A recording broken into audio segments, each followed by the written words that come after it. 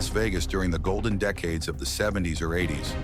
You might remember the neon lights, the clinking of slot machines, the feeling that this city, wild, bold, untamed, somehow made room for everyone's dream. But what if you returned today and couldn't recognize a single street? Not because the buildings are gone, but because the sidewalks have become bedrooms. Because under the shimmering promise of the American dream lies something else entirely. In this documentary, we invite you beneath the lights, past the glamour, and into a side of Las Vegas that tourists never see, where thousands are no longer just visiting the city, they're surviving it. According to the latest figures, close to 7,960 people in Las Vegas are currently without stable housing, an increase of more than 56% since 2020. It's a shocking statistic, but still just the surface of a much deeper reality. Because behind those official numbers lies a far larger group. Individuals who sleep in their cars behind strip malls, pitch tents along the outskirts of the desert, or find temporary rest behind supermarkets in abandoned buildings. Not listed in any database, not recorded in outreach counts, and often without identification, they've slipped through every crack in the system. In the eyes of bureaucracy, their existence has become a question mark, as though losing an address means losing the right to be seen. And that may be the most disturbing part of this crisis, not just the scale of homelessness, but the quiet disappearance of so many lives from public records, political discussion, and collective memory. Many of those now living without shelter were once an integral part of this city's daily rhythm. Retired factory workers, part-time hotel staff, war veterans, or caregivers who chose Las Vegas for its affordability and dry climate. People who paid rent on time, raised families, and believed they had built enough stability to carry them through the years ahead. But one hospital bill, a job layoff, or a rent spike changed everything. And when the spiral began, no safety net appeared. The job vanished, then the housing, then the phone number, the mailing address, the connection. Now these are the residents no longer counted. Not because they left the city, but because the city stopped keeping track. And in a place that spends millions to track every tourist, sell every ticket, and light every sign, there's something profoundly wrong when thousands of its own are simply forgotten. It's easy to glance away when passing a cluster of tents behind the bright hotels of Las Vegas. For many, that instinct to look elsewhere happens without thinking, a reflex shaped by discomfort, uncertainty, or perhaps fear. But if one were to stop, even briefly, and look past the tarp and broken belongings, something becomes clear.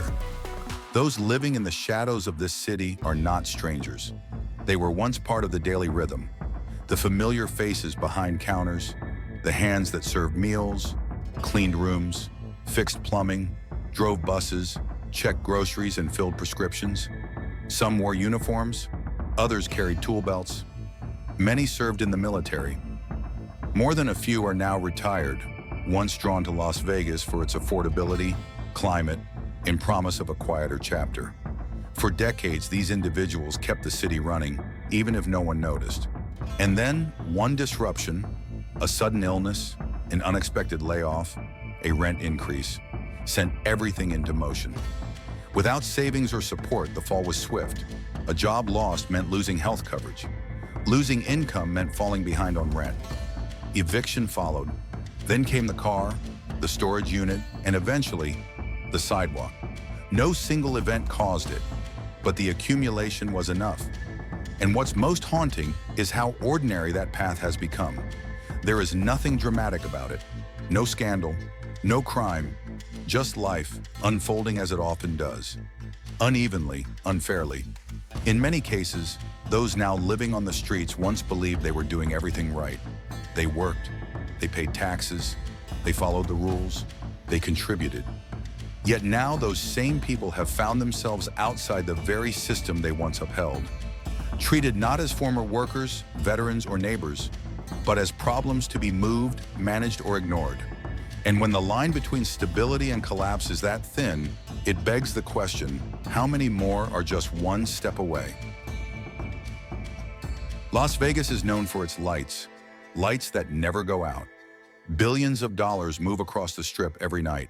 Casino floors buzzing with noise, luxury resorts glowing with excess, storefronts lined with names like Gucci, Louis Vuitton, and Rolex. Above ground, every inch is curated to dazzle. But just beneath that carefully staged paradise lies a world that couldn't be more different. In the network of underground flood tunnels, built to carry away desert rain, an entire hidden population has taken refuge. It's estimated that more than 1,500 people are living in these tunnels today, creating makeshift shelters among damp concrete, exposed wiring, and the constant risk of sudden floods. This is where those with nowhere else to go find space. Not because it's safe, not because it's clean, but because no one comes here. For some, this place is quieter than the city's overcrowded shelters. For others, it's the only option left after being fined for sleeping in public or chased away from parking lots and sidewalks. Take Echo Marie, for example. She once lived in a house, held a steady job, cared for her husband and their small dog. They weren't wealthy, but they were stable until illness struck, the job disappeared, and the rent became impossible to cover. With nowhere else to turn, they moved underground. She describes the tunnels as dark, damp, and filled with rodents, disease, and the constant fear of rising floodwater. Every time it rains, water rushes in without warning, washing away clothing, food, medications, and any illusion of safety. In less than half an hour, everything can disappear. But for those down here, it isn't just the danger that haunts. It's the silence from above. No one planned to end up underground, but once pushed far enough, the descent feels inevitable, and the climb back impossible. Las Vegas was once considered an affordable city, a last refuge for retirees, service workers, and veterans looking to stretch limited incomes. For many, it offered sunshine, modest rent, and the chance to live out their later years with a sense of peace. But in recent years, that reality has shifted dramatically. Today, the average rent for a one-bedroom apartment has climbed above $1,700 per month. And that figure doesn't include electricity, water, gas, or insurance. Groceries that once cost $2 now sit at over $5. Utility bills have doubled, and wages, for the most part, have remained stagnant. For someone relying on a fixed income or working part-time to make ends meet, the math no longer adds up. When rent consumes 70% or more of a monthly paycheck, the remaining choices become painful. Do you cut meals, skip medication, or let the car run dry just to keep the lights on? Many have turned to sleeping in their vehicles as a last resort, a space that still offers a locked door and a little privacy. But even that has come under fire. In Las Vegas, regulations now prohibit overnight parking and sleeping in cars across many public areas. The very act of survival has been reclassified as a violation. Behind a Costco parking lot, a man in his early 60s shared what has become a common refrain. "I never thought that at this age, I'd have to choose between blood pressure medication and paying rent." It's a sentence heard too often these days, not as an exception, but as part of a new, unsettling norm in post-pandemic, post-inflation America. Because the hardest part isn't just the rising cost of living, it's doing everything right and still falling behind. Clocking in, saving when you can, paying the bills on time, and yet each month watching the gap grow wider. The system wasn't designed for this, or if it wasn't designed for everyone. In many parts of Las Vegas, not having a home is no longer just a hardship. It's treated like a public offense. Sleeping in a car overnight, pitching a tent on the sidewalk, or remaining too long in a public space can now result in citations, removal, or even arrest. The city once passed a controversial law allowing authorities to fine individuals for sleeping in public areas while shelter beds were still technically available. On paper, it might sound reasonable, but in practice, the picture is much more complicated. The available shelters, though open, are often overcrowded, under-resourced, and perceived as unsafe. Many who have stayed in them describe nights filled with shouting, theft, and fear. One woman, recalling her first time in a downtown shelter, said she couldn't sleep, not because of the noise, but because of what might happen if she closed her eyes. For those already living on edge, The shelters feel less like places of refuge and more like another kind of confinement. Crowded spaces with no privacy, no dignity, and no sense of safety. It's no surprise, then, that some choose the sidewalk, the park, or even the sewer rather than go back inside. A former volunteer put it plainly, many would rather sleep underground than step into that place one more time. That quote alone reveals the deep disconnect between policy and lived reality. While the city reports more than 4,000 shelter beds available each day, thousands still sleep outside, not due to lack of space, but lack of trust. Because when protection comes without dignity, it no longer feels like help. And when surviving the night comes with the risk of punishment, what choice remains? For those who have already lost everything, a home, a job, a mailing address, navigating the system designed to help them often becomes a challenge too great to overcome. Programs like Section 8, once seen as a cornerstone of affordable housing access, have been frozen for years. When the application window does open, the response is immediate and overwhelming. Thousands applying for a limited number of spots, often gone within days. Those who do make it onto the wait list are met with a second wall, a thicket of requirements nearly impossible to satisfy when living on the street. Verification of income, criminal background checks, documentation of residency, proof of disability or work history. These are standard processes for stable households. For someone living in a tent or underground tunnel, they become insurmountable. Many never make it past the first form. Meanwhile, cities announce large-scale initiatives, transitional housing complexes, integrated job training centers, wraparound care programs. On paper, the plans are ambitious, but in execution, the roadblocks come quickly. Budget shortfalls, legal hurdles, or resistance from residents who fear declining property values. In some neighborhoods, shelters or service centers are approved, then quietly halted. Buildings are constructed but left unused. Not enough staff to operate them. No agency willing to take on the liability. The result is stagnation wrapped in good intentions. And all the while, the clock keeps moving for those still on the street. Outreach workers, no matter how dedicated, are often underfunded and overextended. Case managers rotate out. Promised follow-ups get delayed. Each call for help gets pushed further down the queue. Not because no one cares, but because no one is equipped to act. It's not just failure by neglect.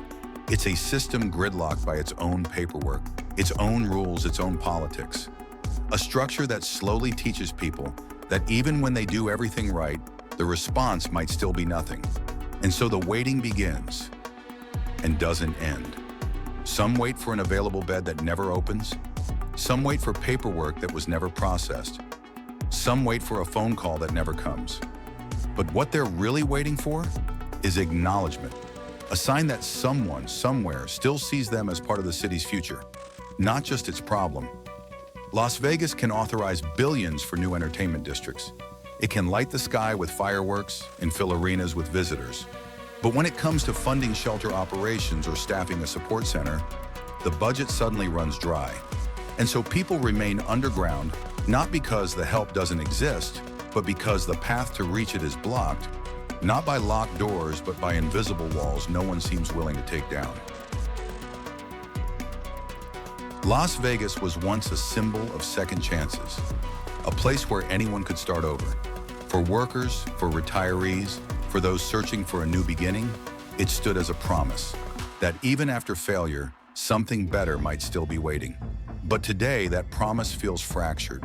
The very people who helped build the foundations of this city, who cleaned the rooms, paved the roads, served the guests, paid taxes, raised families, are now being left behind, not with force, but through absence.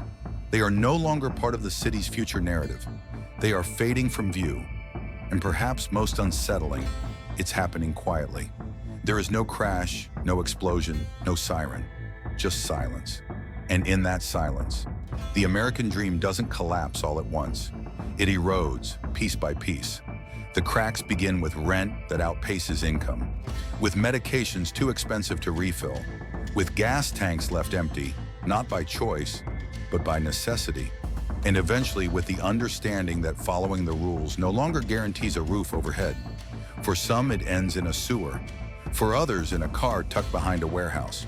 But for many, it ends in a feeling that no one is coming, that even dignity now has a price. And yet, even here, not all hope has vanished. Organizations like Shine a Light or the Care Complex are still working quietly beneath the surface, helping those in tunnels find housing, healthcare, and a way back into the world above. Their efforts are small but persistent, and sometimes that's enough to keep someone going one more day. Still, the question remains, not for those underground, but for the rest of us.